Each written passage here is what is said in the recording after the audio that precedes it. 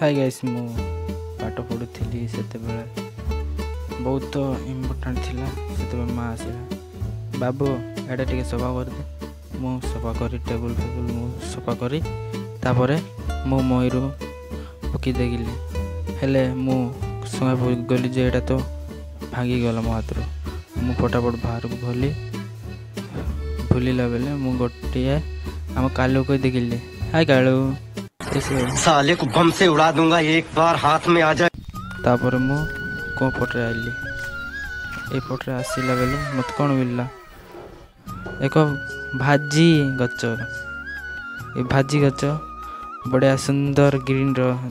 दिशुची यार नाम कमेंट करेंगे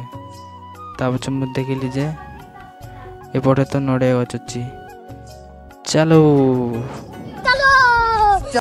पार्ट 2 रे देखंतु।